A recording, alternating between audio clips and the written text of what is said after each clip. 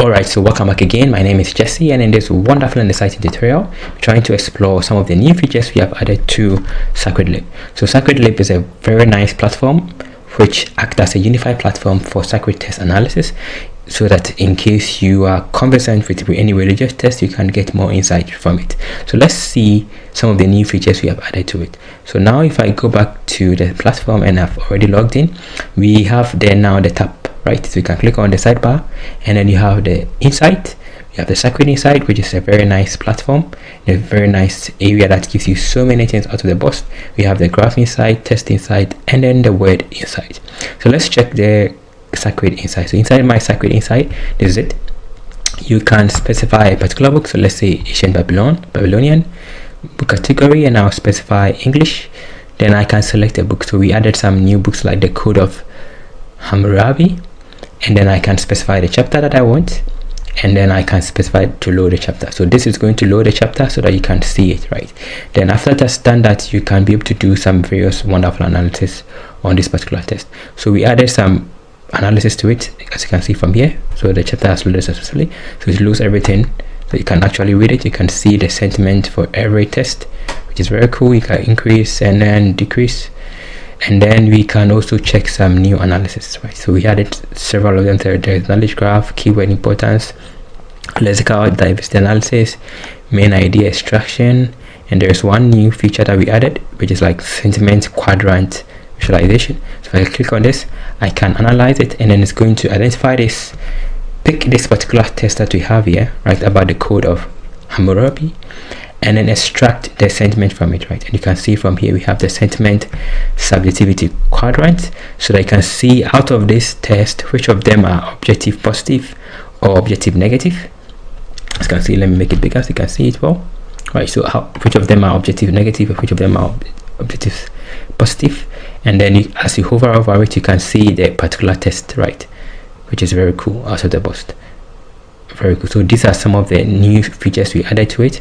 In case you want to get the meaning of the text itself, you can just go back to the resources, and then we have the analysis type, and then inside the analysis type here you can actually search for the particular analysis, right? So we can get it in the card view or the list view. Perfect.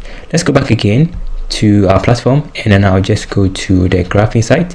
So we added another feature called the graph insight. With the graph insight, you can specify a book, let's say Apocrypha, and then you specify the language, and then you specify the book, right? So you can pick a particular book that you want to do some analysis to it. So let's say First Ezra.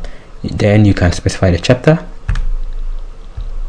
and then you can load the chapter. You can show the labels for the notes or not. You can load the chapter, then it's going to analyze it, and then you can do some analysis there. So I can just pick, let's say I want to get all the named entities within this particular text, then specify the number of notes. If I click on analyze, we can get it here. You can just finish analyzing. You can actually toggle the form, right, to hide the form so that you have a bigger view, and then you can also toggle the chapter in case you don't want to see the chapter, right? So as you can see from here, let me reduce it. You can see that we have the entire scriptures here, and then you can analyze it to see the different entities within this particular text, right? So let's toggle the chapter so that you see. So within this particular text that we have here, we can analyze it, and then can get more insight into it, right? Very cool. So if I click on Jerusalem, so these are all the connected ones, as you can see from here. So Jerusalem is connected to 70 daily, 14 days. All of these things are the terms here, right, which is a very nice insight view. And then you can see that those that are not highlighted in a different color here. If I click on this, it is Zachariah is connected to Asaph, and then 300. This is based on the text that we have here, right? And then I can also click on David. You can see the connections between David and then different parts of the text, right? Very cool. So this is one way. You can also get it in a hierarchical view, which is like this, as you can see from here, and then you can see the text in a hierarchy view, right? So as you can see, it's so connected, that's why it's like that. Let's go back to the standard view, and then you can also reduce the number of nodes in case the number of nodes are too much. So you can see that I reduce it. I can reduce it to, let's say be 10, and then we only have just 10 of the nodes there, right? And you can hover around it, click on it to see the connections between them, as you can see from here. right? Which is a very nice thing that you can do to help you get more insight from it. You can reduce it, increase the size, and do many stuff with it. But you can also toggle back the form in case you want to change stuff, toggle back the chapter in case you want to have a bigger view. So let's take off the form in case you want to have a bigger view to do a lot of analysis, right? So that is something very nice that we have done. And so I can reduce it to the hierarchy. You can see the connections between them. So Jerusalem, having first month, Jerusalem, and all of them. I can also go back again to this. Okay, so these are some of the stuff we included to our analysis. Very cool. Perfect. Now let's go back again from here, and then let's go to the test inside. So the test inside allows you to be able to pass in the test and then do some analysis to it. So that is, you pass your own custom test, and then you can apply all the analysis to it, right? So not just the Bible, but your own custom test in case you have your own custom stuff there.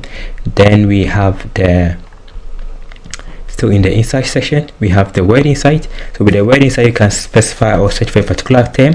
So let's search for a word like, let's say, love, right? And it's going to search our entire corpus and then going to return a result. So it's going to check the whole corpus that we have.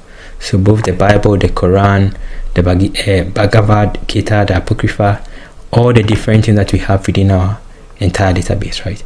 So as you can see from here, so let's just analyze the entire stuff. We get the total. It was able to find 2,528 words called love. As you can see, in the Bible we have this amount inside our corpus. In the Quran we have this amount, and then the literal canon we also have this. In case you want more information, you can just go to the category distribution, and then you see the breakdown for each of them, right? So as we add more books to it and more categories, this will be increasing. Perfect. And you can see the entire test. We get the word net. So the word net is the word love, and then how it is spoken or used in different languages. So we have love, we have agape, right? As you know, agape. We have amor, French, amor, Spanish. Then we have the rest, right? And different places that it occurs, and you can see the entire test and any place it is highlighted within the entire corpus. Very cool. And together with the category. So that's something for the word insight. You'll be adding more features to it as time goes on. Then let's go back again. So with the word insight, there is also another feature. If I go to the resources, there is word trace. So word trace allows you to pick a particular book, let's say Ephesians, and then you can pick a word like Christ, and then you can do a word trace. So the word trace is going to pick this particular test. As you can see, it's loading from here, and then after that's finished, it's going to give you a knowledge graph for the word Christ within the book of Ephesians, right? Very cool. And then this is how it is. You can zoom in to get the connection between all of them, and then you can also get the progression of Christ in a term. So as you hover over it, you see every chapter and every verse where we see the word Christ there and the progression over it. Then if I go down here, you also see the semantic network for the word Christ and its co-occurrence with others. And then if I go down, you are going to see the grammatical function changes of it. So the word in position over time, how the word Christ changes from pronoun, but it's a proper noun, and then moves like that, right? And then we also have the diachronic analysis, right? How the word Christ change over time within the text. Then with the word trace also, we go back again to the word trace or word trace enhanced, which is the same feature, but this time you have it in a very nice format, right? So if I click on it again, so it analyzes it. Once it is done, you see this word trace for the word Christ, which is a network like stuff like this, which you can see from here, and then you can go around it. You can hover over it to see how the word is, right? As you can see from here, we see it here, right? So this is a very nice canvas. You can drag it around to see how it is hovering around and the different connections. In case you want it in a different format, you can also do that. You can also reduce the node size. If I click on one, you see the word Jesus Christ is here, right? As you can see, and then you can also change it from this option to hierarchy option, and you see how it is connected right to one another. So we have Paul, and we have Jesus Christ here, then we have all the different connections, right? You can also reduce the size if you want. Okay, that is something that I wanted to share with you with the word trace. Perfect. Now let's move on from here to the word locator. So the word locator is useful to identify in which part of the scriptures we have a particular word located. So this is going to give you some plots, very nice graph. So every chapter, so chapter 1, 2, 3, 4, 5, 6, 7, 8, any place you see the word Christ, you see it occur. So in chapter 1 verse 2, there is a word Christ here, and then it goes through the entire. So it gives you a broad overview of a particular chapter and where a particular word is distributed, right? Where the word Christ or particular word you're searching for is located. And then in case you want to see the actual verses, this is the table for it. Perfect. So these are some of the nice features we added to it. We also added some more features concerning the collection view. If I go to the collective overviews, if I go to the overview, we get an overview of all the books within our database, right? So this is the cluster of sacred books by category for all the books that we have, and this is their category here.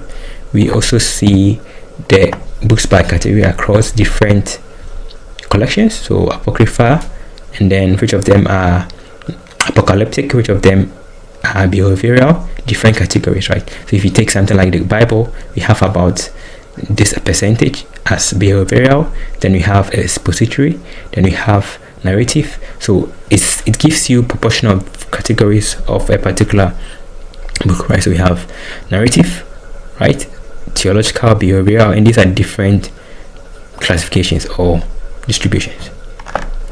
In case you want to be specific, right, so I can click on Bible and I want to filter for only Bible. Then if I click on this, it's going to only filter for only the Bible, and you can see the distribution of a category or category portions in the Bible. How is the Bible classified? So there is 30% narrative, 41% behavioral, procedural, expository, and some of them are prophecy. And then you can see the distribution in this way. You can switch it from here to, let's say, apocrypha. Click on this, then you're going to get a different plot, right? As you can see from here. So the apocrypha is mostly narrative. Very cool. So that is some new features we added to it. Of course, there are a lot, so in case you want, you can just check it out. So there is also a periodic table, which gives you a periodic table of the entire Bible, right? So the Bible, all the corpus we have, so all the entire corpus we have here, we have a periodic table of it, which is very cool, right?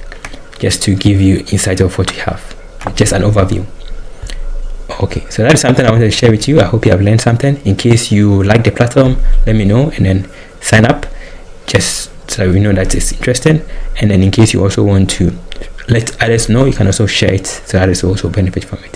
So thank you for watching this tutorial. See you another time. Stay blessed. Of course. Bye.